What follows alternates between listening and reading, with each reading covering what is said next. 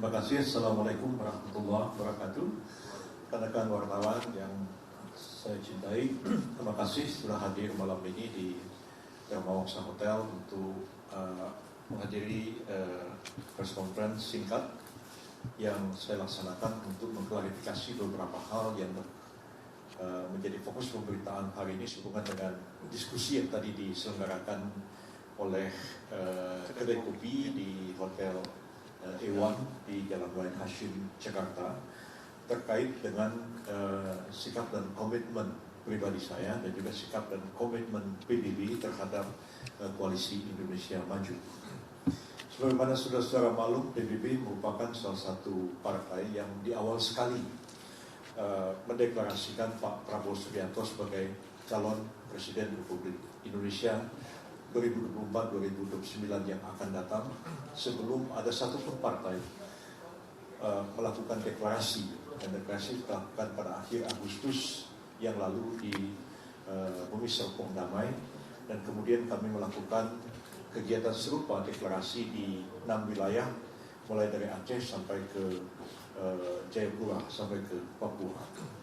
Nah, komitmen PBB terhadap Pak Prabowo Subianto adalah komitmen yang teguh, dan kami ini menjadi partner dalam Koalisi Indonesia Maju, dan kami adalah partner yang terpercaya, saling memegang teguh komitmen, janji, kebersamaan dalam memecahkan persoalan-persoalan yang dihadapi. Suka dan duka kita akan bersama-sama menghadapi masalah bersama yang kita hadapi. Jadi tidak ada keraguan sedikit pun mengenai komitmen saya pribadi dan komitmen PBB terhadap Pak Prabowo dan terhadap koalisi. Apalagi saya pribadi sudah mengenal beliau sekitar 43 tahun yang lalu, mulai tahun 1980 sampai sekarang. Walaupun ada pasang surutnya, tapi sekali kami berkomitmen, maka kami akan teguh memegang komitmen itu. Nah, sehubungan dengan pelaksanaan putusan dari Mahkamah Konstitusi yang sama-sama kita ikuti kemarin, ada 4 putusan Mahkamah Konstitusi, dan saya juga sudah menyampaikan rilis tertulis kemarin tentang putusan Mahkamah Konstitusi itu, baik putusan yang pertama, 2, 3, maupun keputusan yang terakhir, nomor 4, yang mengabulkan permohonan pemohon mahasiswa dari Universitas Surakarta, yang akhirnya Mahkamah Konstitusi mengabulkan sebagian dan menyatakan bahwa ketentuan dalam pasal 167 huruf Q dari Undang-Undang 7 tahun 2017 tentang pemilu, tentang syarat presiden berusia serendah-rendahnya 40 tahun oleh Mahkamah Konstitusi dinyatakan bertentangan dengan UUD 45 kecuali dimaknai, ya, kecuali dimaknai pernah atau sedang menduduki jabatan yang dipilih melalui pemilihan umum, termasuk kepala daerah. Dan itu putusan yang ada di dalam diktum Mahkamah Konstitusi, putusan Mahkamah Konstitusi. Nah, putusan Mahkamah Konstitusi itu tegas bunyinya dalam diktum, tidak ada perbedaan tafsir dan perbedaan pendapat mengenai bunyi diktum itu. Walaupun putusan sebagai sebuah putusan itu bisa menimbulkan kontroversi, pro kontra terhadap putusan. Tapi pro kontra terhadap putusan dari Mahkamah Konstitusi dan putusan-putusan pengadilan pada umumnya adalah persoalan politik dan persoalan akademik. Nah, apapun persoalan politik dan akademik, dia tidak dapat meruntuhkan atau menggugurkan putusan Mahkamah atau Mahkamah Konstitusi dan putusan pengadilan pada umumnya. Jadi keputusan itu seperti itulah bunyinya, dia final, dia binding, dia final, dia terakhir, tidak dapat diajukan banding dan kasasi, dan dia final. Maka semua pihak terikat dengan putusan Mahkamah Konstitusi itu, terlepas daripada adanya pro kontra terhadap putusan Mahkamah Konstitusi itu sendiri. Dan saya kira terhadap putusan Mahkamah Konstitusi itu siapa saja boleh mempunyai pendapat, boleh mengkritik, ya, karena terbuka untuk dikritik oleh siapapun. Kalau ditanya kepada saya sebagai akademisi hukum tata negara, jawaban saya seperti ya, dan tadi sudah didengar jawaban saya terhadap putusan Mahkamah Konstitusi dalam diskusi di kedai kopi tadi pagi. Tapi kaitannya dengan komitmen kita dalam koalisi saya tegaskan bahwa saya pribadi maupun PBB tetap dalam komitmen yang teguh berjuang bersama-sama dengan Pak Prabowo Subianto, dan apapun putusan yang nanti diambil oleh koalisi itu akan dipatuhi dan akan ditaati serta dilaksanakan oleh PBB, termasuk oleh saya sendiri sebagai bagian dari koalisi. Jadi kita itu belajar demokrasi ya. Dan demokrasi itu bisa ada perbedaan pendapat ya. Kalau ada voting, orang lakukan voting. Kalau ada musyawarah, lakukan musyawarah. Dan insya Allah Koalisi Indonesia Maju itu akan melakukan keputusan, mengambil keputusan secara musyawarah. Kalaupun ada perbedaan-perbedaan pendapat, misalnya dengan voting, maka orang yang kalah akan terikat dengan keputusan mayoritas dari orang yang menang. Jadi seperti itulah kami kemukakan pendapat, pandangan-pandangan. Tapi apapun keputusan itu akan kita patuhi dan kita jalankan bersama, termasuk misalnya putusan dari Pak Prabowo Subianto untuk memilih Pak Gibran sebagai calon wakil presiden. Ya, itu kita akan patuhi, kita akan dukung keputusan itu, dan kita akan laksanakan dalam prakteknya. Dan apapun kritik, apapun saran dan pendapat, maka kami akan bersama-sama mempertahankan keputusan yang telah diambil itu. Jadi dari segi komitmen dan keputusan PBB itu nggak usah diragukan, nggak usah dikhawatirkan.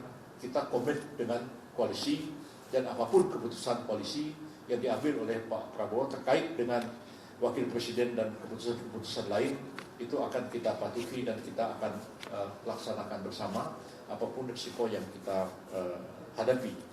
Bahkan oleh karena keputusan ini mungkin nanti ketika akan dilaksanakan itu akan menghadapi sejumlah persoalan-persoalan hukum.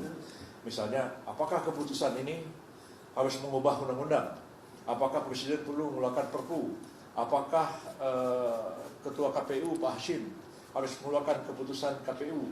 Dan keputusan KPU itu bagaimana harus dikonsultasikan dengan DPR? Tentu ada sejumlah persoalan-persoalan hukum yang saya diminta atau tidak diminta oleh Presiden, diminta oleh KPU, maupun diminta oleh Koalisi Indonesia Maju. Saya dengan senang hati akan memberikan jalan keluar untuk mengatasi persoalan hukum yang timbul itu. Dan saya kira itu sudah menjadi tugas saya, dan sejak zaman Pak Harto saya melakukan itu ketika kita menghadapi kebuntuan, menghadapi masalah yang sangat krusial dan sangat sulit.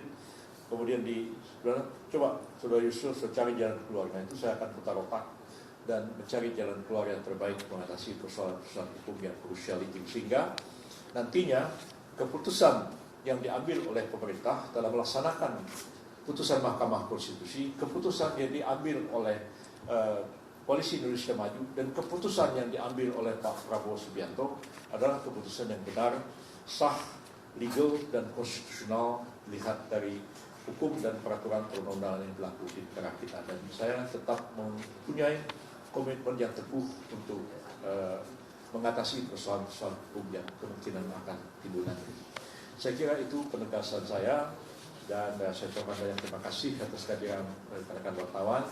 Mudah-mudahan dengan statement ini akan mengklirkan, jangan sampai timbul salah paham, ini Pak Yusuf gimana sih, nggak jelas segala macam. Komitmen saya dalam koalisi jelas, tegas, dan tidak perlu dilakukan oleh siapapun juga. Terima kasih. Silakan kalau ada yang mau bertanya.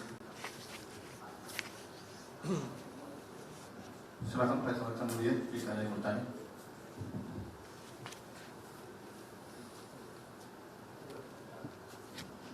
Selamat malam Bang, Adil dari Tempo. Tadi saya juga ikut di kedai kopi itu ya, tapi secara mendadak juga akhirnya memberikan klarifikasi. Nah, kira-kira apa yang terjadi sehingga Bang Yusril akhirnya memutuskan secara mendadak membuat konferensi di sini? Betul, karena memang saya melihat tidak secara lengkap apa yang saya sampaikan di diskusi kedai kopi itu dimuat oleh berita, sehingga banyak kawan-kawan bertanya. Ya, juga internal Koalisi Indonesia Maju bertanya, ini ada apa Bung Yusril? Kok Anda ngomong seperti ini? Padahal tadi saya bilang, saya terangkan dalam pertemuan di kedai kopi itu bagaimana sikap PBB dalam koalisi. Saya bilang dalam demokrasi itu orang yang kalah ikut orang yang menang. Jadi kalaupun mungkin ketika bermusyawarah itu kita punya pendapat yang agak berbeda, tapi kalaulah dimusyawarahkan dan kemudian diputuskan, bahkan dengan voting. Apa yang menjadi keputusan, itu kita komit dengan keputusan itu. Itu yang sebenarnya penegasan saya, PBB tetap komit dengan koalisi, dan tidak akan ada perbedaan pendapat apabila kita telah mengambil sebuah keputusan. Sampai hari ini kan kita belum mengambil keputusan, dan masih akan rapat. Nah, ini kurang mendapatkan porsi pemberitaan, sehingga malam ini saya mengklarifikasi masalah ini supaya tidak timbul kesalahpahaman lebih lanjut. Tapi kepada kawan-kawan yang bertanya, setelah saya jelaskan, kawan, oh begini persoalannya, iya saya bilang. Tadi juga saya telah menulis press release dan saya sampaikan, dan sudah dimuat oleh beberapa media. Detikcom kelihatannya sudah memuat beberapa menit yang lalu. Itu pertimbangannya ya. Saya Audrey Chandra. Saksikan program-program Kompas TV melalui siaran digital, pay TV, dan media streaming lainnya. Kompas TV, independen, terpercaya,